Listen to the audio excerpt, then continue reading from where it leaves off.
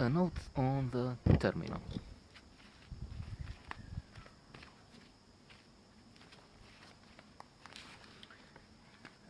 This is an interesting film, if not a fabulous one. Anyway, it has a storyline that I sympathize with because I found myself in similar situations.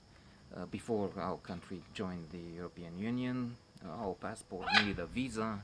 A visa would be hard to find, to get. Uh, Blabberous, intense bureaucracy.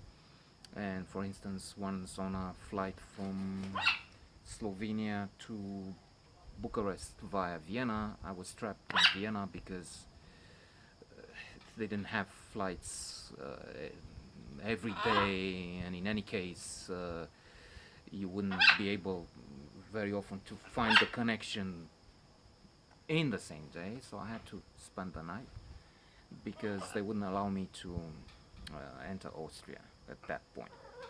And I hated that, so I understand Viktor Navorsky, who had to spend months at the airport. His situation is, of course, different, but having at least tasted some of that experience at the German border as well, because the visa would enter the following day and they would not even let you in a few hours before. In some ways I understand, in others I think it is a bit far-fetched, but it is still an interesting story in the world of today, with immigration, with so-called Muslim ban, and an influx of refugees from Libya, from Syria. This is a hot issue, even if Viktor Navorsky is not exactly in that situation again. He is traveling from a country which has a regime change, and he finds that his papers are not good anymore, so he's trapped in no man's land at the airport. Again, an experience I had at the beginning of the Romanian Revolution here, for I was supposed to welcome a group of children for a skiing holiday here, but it happened that they landed in Bucharest, and after they landed, Ceausescu decided to close the borders, so they were trapped in no man's land.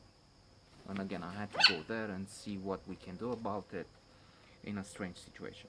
He meets, to compensate for all this, he meets Amelia Warren, Catherine Zeta Jones, and she invites him for a meal out in the city. But he says no. That's that would submit preposterous. How can you refuse Catherine Zeta Jones, especially I don't know about 10 years ago? But there it is. It's of course because he cannot go outside, but he seems to be so silly that he doesn't have words to express that. It's true also that his English is not perfect, which is supposed probably to add to humor. I didn't see it very much there. And this is the JFK airport.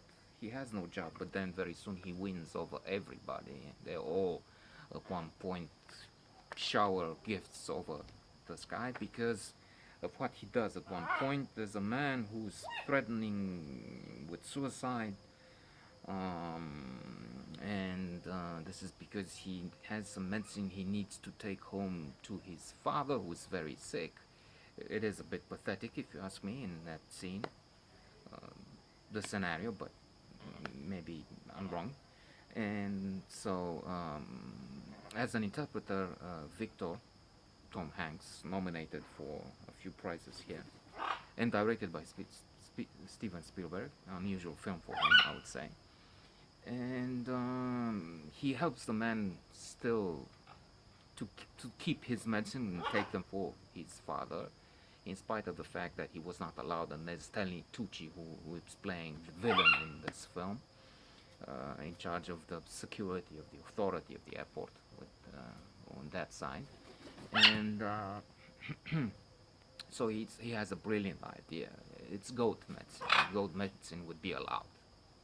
And everybody hears about this, and he becomes a hero. There's his hand there. And not one of the Spielberg or Tom Hanks Tom Hanks's best performances, but well, interesting to some extent.